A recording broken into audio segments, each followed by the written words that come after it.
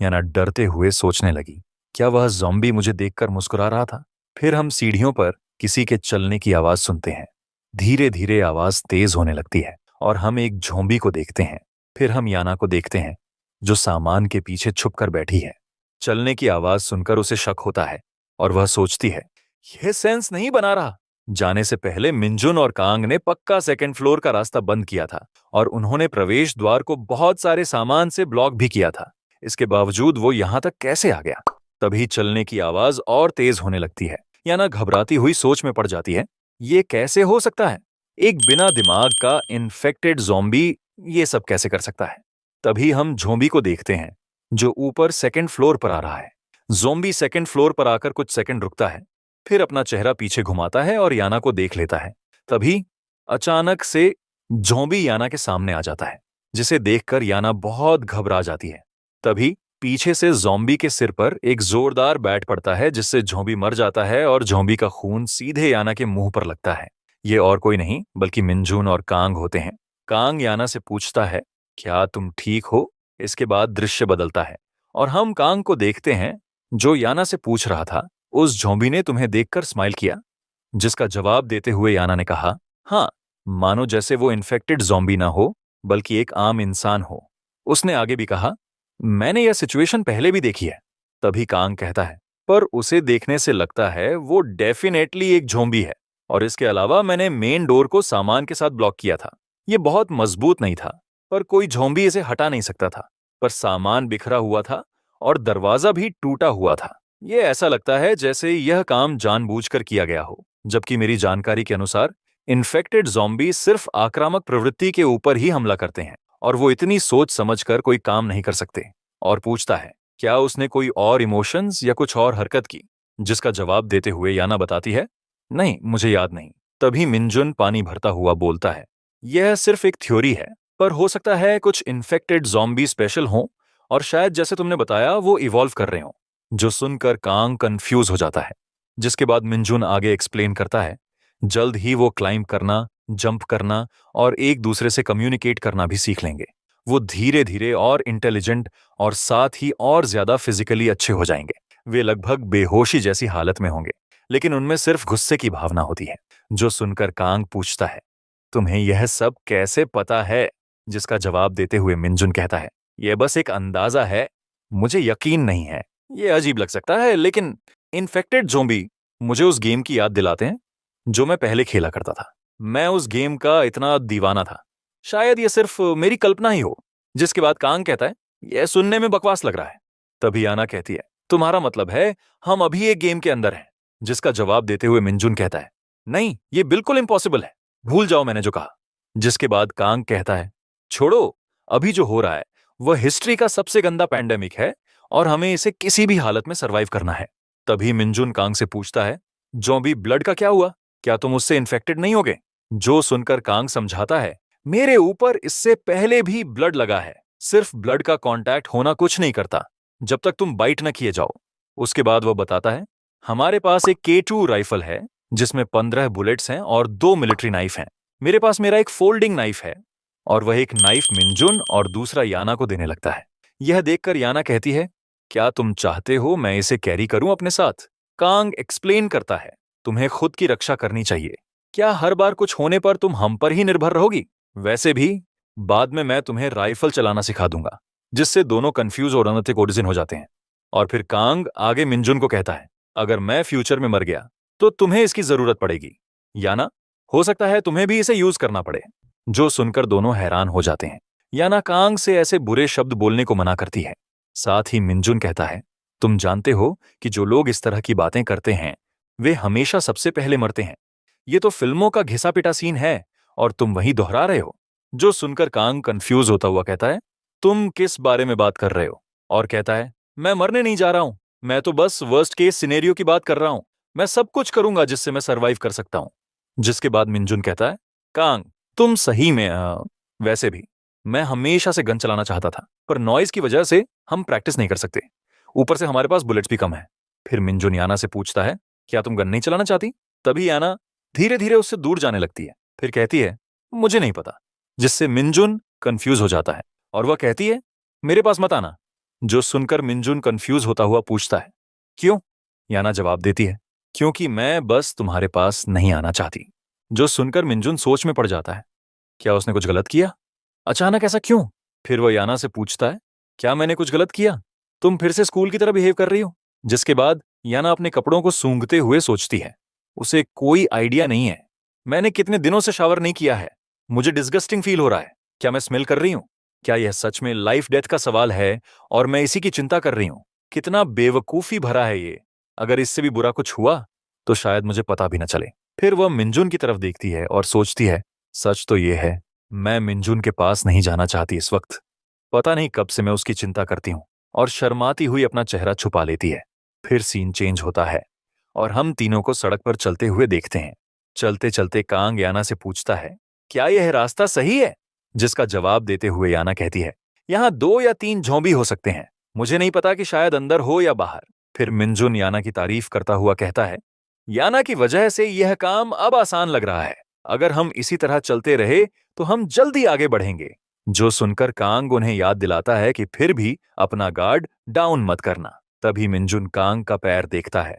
Kong लंगड़ा कर चल रहा था। तभी मिंजुन कांग से इसके बारे में पूछता है। कांग उसे बताता है, इन्फेक्टेड सोल्जर के साथ गिरने पर मुझे चोट लग गई थी, और कहता है, मुझे लगता है कि मेरे पैर का लिगामेंट मुड़ गया है। जो सुनकर मिंजुन शॉक होते हुए पूछता है, क्या? जिसके बाद याना कांग को रेस्ट करने को कहती है। मिंजुन भी उसका साथ देते हुए कहता है, हाँ, तुमने ही तो कहा था हमें अपने आप को ज्यादा पुश नहीं करना है। जिसका जवाब देते हुए कांग कहता है, मुझे लगा था यह सीरियस होगा, पर यह कुछ भी नहीं है। नॉर्थ कोरिया के मुकाबले जब मैंने वहां से एस्केप किया था। इसके साथ ही हमें सोने के लिए एक जगह भी ढूंढनी है। तभी अचानक एक शटर के पीछे से आवाज आती है, जो याना सुन लेती है। याना को रुका देख कांग पूछता है, क्या हुआ? याना बताती है, यहां कोई है। तभी शटर के पीछे से बहुत सारी आवाजें आने लगती हैं, जो सुनकर याना डर जाती है और कहती है, क्या ये इन्फेक्टेड झोंबी हैं? तभी उन्हें ऊपर से कोई आवाज लगाता है। आवाज सुनकर तीनों ऊपर देखते हैं। ऊपर देखने पर उन्हें एक आदमी दिखता है, जो उनसे मदद करने को कहता है। साथ ही बताता है कि वह यहां 2 दिनों से फंसा हुआ है। कांग उससे पूछता है, तुम वहां कैसे पहुंच गए? आदमी घबराते हुए बताता है, मैं सामान लेने के लिए बाहर निकला था और ज़ॉम्बीज़ ने मुझे देख लिया, जिसके बाद मैं यहां फंस गया। अब यहां सीढ़ियों पर ज़ॉम्बीज़ हैं और मैं बाहर नहीं निकल सकता। कांग दरवाजे को बंद देखकर कहता है, फर्स्ट फ्लोर का दरवाजा कैसे बंद हुआ? आदमी उसे बताता है, मैंने पहले भी एक सर्वाइवर से मदद मांगी थी। उसने कहा कि वह मेरी मदद नहीं कर सकता और चला गया। कांग उससे पूछता है, कितने ज़ॉम्बी होंगे? आदमी उसे बताता है, 6 से 7 ज़ॉम्बी। जो सुनकर कांग सोचता है, अगर अंदर 6 से 7 ज़ॉम्बी हैं तो पक्का वह ट्रैप्ड होगा। और वह उसे बोलता है, 6 से 7 बहुत ज्यादा हैं। हम इस हालत में भी नहीं कि तुम्हारी मदद करें। और सबको चलने को बोलता है। कांग को जाता देख आदमी उसे फिर से बचाने को कहता है और बताता है, मेरी वाइफ और मेरा बेटा मेरा इंतजार कर रहे हैं। और कहता है, उसने अभी तक अपनी बेटी को भी नहीं ढूंढा है। उसे ऐसे चिल्लाता देख मिंजुन उसे चुप करने को बोलता है और कहता है, ऐसा करके आप हमें डेंजर में डाल रहे हो। कांग को आगे जाता देख याना पूछती है, क्या हम सच में जा रहे हैं? कांग उसका जवाब देता है और बताता है, हम उसकी मदद नहीं कर सकते और हमें फालतू के रिस्क से बचना है, और चलने को बोलता है। मिंजुन हैरान होता है और पूछता है, क्या उसे बचाने का कोई रास्ता नहीं है? कांग पूछता है, तुम क्या करना चाहते हो? मिंजुन उसे समझाता है कि उसके पास एक रास्ता है उसे बचाने का। फिर मिंजुन, याना और कांग पास की टनल के पास जाते हैं। फिर मिंजुन उन्हें प्लान बताता है कि जब हम दरवाजा खोलेंगे तो अंदर जो 6 या 7 ज़ॉम्बीज़ हैं, वे हमारी तरफ आएंगे। फिर हम उन्हें सुरंग के दूसरी तरफ ले जाएंगे। फिर हम ये दोबारा वापस आएंगे और फिर इस सफेद कार को धक्का देकर सुरंग के रास्ते को बंद कर देंगे। और बताता है कि मेरे पिताजी अब यहां नहीं हैं, लेकिन बचपन में मैं उनके साथ खड़ी कारों को धकेलने की प्रैक्टिस किया करता था। हम इस गाड़ी को भी हटा सकते हैं। और कैंग, क्योंकि घायल है, तो मैं ज़ॉम्बीज़ का ध्यान अपनी तरफ खींचूंगा और फिर वापस आ जाऊंगा। जैसे ही मैं अंदर आऊंगा, तुम दोनों मिलकर कार को धक्का देना ताकि रास्ता बंद हो जाए। जो सुन के याना हैरान हो जाती है। कैंग मिंजुन से पूछता है, अगर तुम खुद को ज़ॉम्बी से दूर नहीं कर पाए तो तुम असफल हो सकते हो। और उससे पूछता है, क्या वो तेज दौड़ता है? मिंजुन उसे बताता है कि वो एवरेज से ऊपर भाग सकता है। फिर कैंग टनल की तरफ बढ़ता हुआ कहता है, तुम सही कह रहे हो, ये टनल बहुत पतली है, तो अगर हम इसे कार से ब्लॉक कर देंगे तो ज़ॉम्बीज़ बाहर नहीं निकल पाएंगे। फिर कांग गाड़ी की हालत देखता है, जिसके डोर्स खुले हैं और हैंड ब्रेक भी नहीं लगी। फिर कांग मिंजुन से कहता है, मैंने पहले भी तुम्हें कहा था कि हमें किसी के लिए खुद को सैक्रिफाइस नहीं करना है। हमें ये रिस्क लेकर क्या मिलेगा? फिर याना भी कांग का साथ देते हुए कहती है, अगर वो बुरा आदमी हुआ तो क्या होगा? ये सुन के मिंजुन सोच में पड़ जाता है और उसके दिमाग में पुरानी यादें फ्लैश होने लगती हैं, जिसमें वो उन आदमियों को खाना दे रहा था। फिर मिंजुन उन्हें बताता है, उस आदमी को देख के उसे उन्हीं वर्कर्स की याद आती है जो मारे गए थे। इसके अलावा उन्हें देख के उसे अपने फादर की भी याद आती है। फिर मिंजुन कहता है, चलो कार को धक्का मारकर देखते हैं। थोड़ा सा टनल को ब्लॉक करना काफी रहेगा। फिर याना और मिंजुन मिलके गाड़ी को धक्का मारते हैं। उनके धक्का मारने से गाड़ी आगे नहीं बढ़ती। कैंग उन्हें बस एक बार गाड़ी का टायर घुमाने को बोलता है और कहता है, इतना ही काफी होगा। फिर मिंजुन और याना गिनती गिनते हैं, 1 2 एंड 2 3, और दोबारा कोशिश करते हैं, जिससे गाड़ी आगे बढ़ जाती है। फिर वो दोनों धक्का मारते हुए गाड़ी को आगे टनल के करीब खड़ी कर देते हैं। फिर कांग मिंजुन को पीछे से कवर करने के लिए पीछे छुपने लगता है। मिंजुन उसे इमरजेंसी में राइफल का यूज करने को कहता है। तभी याना पूछती है, क्या होगा अगर गेट के पीछे भी ज़ॉम्बीज हुए या फिर अपार्टमेंट के आसपास फैले हुए? जिसका जवाब देते हुए मिंजुन समझाता है, हम उस आदमी से कहेंगे कि वह छत पर शोर मचाए ताकि ज़ॉम्बीज ऊपर चले जाएं। फिर मैं गेट खोलूंगा, उनका ध्यान अपनी ओर खींचूंगा और एक साथ उन्हें बाहर ले जाऊंगा। फिर कैंग मिंजुन को आवाज लगाता है और कहता है, अगर वहां कोई खास स्पेशल ज़ॉम्बी हुआ तो हमें नहीं पता कि वो इस जाल में फंसेगा या नहीं। उसकी बात का जवाब देते हुए मिंजुन कहता है, लेकिन अगर ऐसा होता तो वह वहां फंसा नहीं होता, और कहता है, चिंता मत करो, सब ठीक होगा। फिर कांग मिंजुन को साफ कहता है, किसी भी हालत में मैं सिर्फ अपनी बहन के लिए ही अपनी जान जोखिम में डालूंगा और ये आखिरी बार है, और अब मैं कोई बेवजह का खतरा नहीं उठाऊंगा। जो सुन के मिंजुन कहता है, ठीक है, और फिर सारे अपने प्लान को करने के लिए तैयार हो जाते हैं। मिंजुन प्लान के हिसाब से ज़ॉम्बीज का ध्यान खींचता है।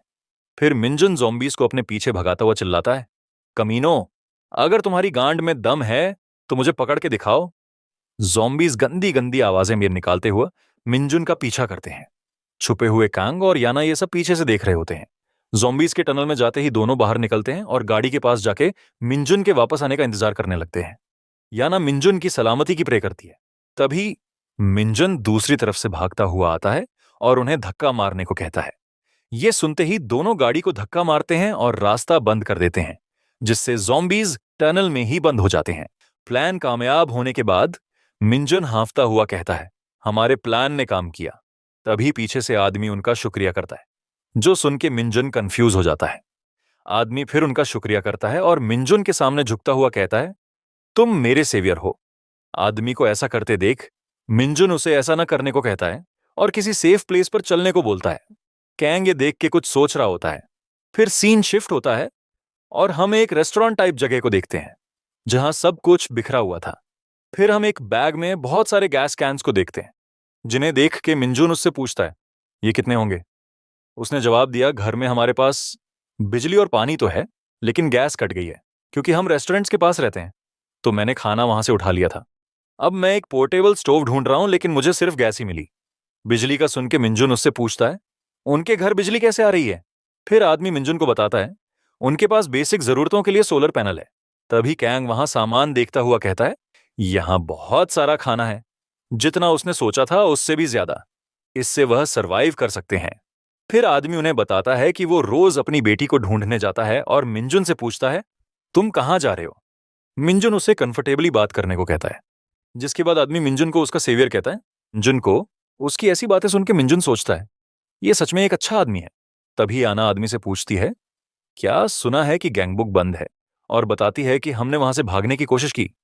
जो सुन के आदमी हैरान हो जाता है और कहता है, ये कितना डेंजरस है, क्या तुम सभी ठीक हो? तभी याना आदमी से उसकी बेटी के बारे में पूछती है, जो अभी भी मिली नहीं है। आदमी उसे बताता है कि जिस दिन से यह सब शुरू हुआ वही आखिरी दिन था जब उसकी बेटी से उसकी बात हुई थी। आदमी आगे बताता है कि वह अपनी पत्नी और बेटे को छोड़कर कार से उसे ढूंढने गया, लेकिन मैं फंस गया, बड़ी मुश्किल से वापस लौटा और मरते मरते बचा। और आगे बताता है कि मुझे पहले अपने परिवार को यहां से निकाल लेना चाहिए था, लेकिन बाहर की हालत बहुत खराब थी। फिर मैंने अपने परिवार से बात की और हमने यहीं रुकने का फैसला किया, और सोचा कि शायद मेरी बेटी भी वापस आ जाए। ये सुन के याना उसे आदमी के लिए चिंतित होकर कहती है, मुझे उम्मीद है कि वह आपको मिल जाएगी। आदमी आगे पूछता है कि तुम्हें यह राइफल कहां से मिली? जिसका कैंग जवाब देता हुए कहता है कि उन्हें यह स्ट्रीट से मिली। जल्दी ही रात होने वाली थी, इसीलिए आदमी उनसे पूछता है, तुम लोग कहां सोने वाले हो? कैंग उसे बताता है कि वो सोने के लिए जगह ढूंढने जा रहे थे। जो सुन के आदमी उन्हें उसके घर रात बिताने के लिए पूछता है और बताता है कि उसका घर वहीं पास में है और वहां जगह भी ज्यादा है, वहां बिजली, खाना, पानी सब कुछ है, जिससे वह आराम से रह सकते हैं। जो सुन के याना और मिंजुन तो चौंक जाते हैं। तभी कांग आदमी को कहता है, उसके घर जाके रहना उनके लिए एक ऑनर की बात होगी। ये सुन के याना कंफ्यूज होती हुई पूछती है, क्या वो इसके लिए सीरियस है? कांग उसे बताता है कि वो सीरियस है।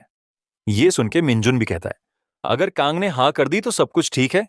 उसके बाद सभी जाने की तैयारी करते हैं। जाने से पहले मिंजुन पूछता है, क्या तुम्हें किसी और चीज के लिए मदद चाहिए? आदमी उन्हें कहता है, उसे चाहिए पर ज्यादा मेहनत मत करना। फिर वह चलते चलते आदमी के घर के बाहर पहुंच जाते हैं, जो एक डिटैच्ड घर था, जिसमें सोलर पैनल्स, बड़ी दीवारें, आयरन गेट और लोहे की तारों से ढका हुआ था, जिसके अंदर पानी भी था। ये सब देख के कैंग इसे एक परफेक्ट रिफ्यूज कैंप कहता है और गन को रिलोड करता है। कैंग को गन रिलोड करता देख आदमी उससे पूछता है, वो गन क्यों रिलोड कर रहा है? जिसका जवाब देते हुए कैंग कहता है, वो अब तक कई सारे पागल लोगों को मिला है, जिसकी वजह से वो थोड़ा कॉशियस है और कुछ नहीं। ये सब आदमी भी देख लेता है और थोड़ा घबरा जाता है। मिंजुन सिचुएशन को संभालता हुआ कहता है, उसके दोस्त डेंजरस नहीं है और उसे चिंता करने की कोई जरूरत नहीं है। फिर वो सभी घर के अंदर जाते हैं। तभी सीन शिफ्ट होता है और हम कैंग के अपार्टमेंट का सीन देखते हैं, जहां कोई जोर से गेट पे लात मारता है और गेट तोड़ के अंदर आ जाता है। उसके हाथ में एक नाइफ है, अब इंडेफलें, जो खून से सना है। अंदर आते ही वो कहता है कि वो लगभग आज मर ही गया था। इस एरिया में ज़ॉम्बीज से ज्यादा तो कमीने लोग हैं। उसने अब तक इतने ज़ॉम्बीज को नहीं मारा जितने इंसानों को उसने अब तक मार दिया है। वो फिर यही रेस्ट करने का सोचता है। तभी उसकी नजर कैंग के बोर्ड की तरफ जाती है, जिसमें उनका गैंग बैग से बाहर निकलने का प्लान है।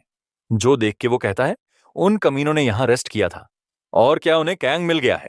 फिर वह सोचता है, जंगहान स्टेशन, क्या वो सभी वहां से निकलने का सोच रहे हैं?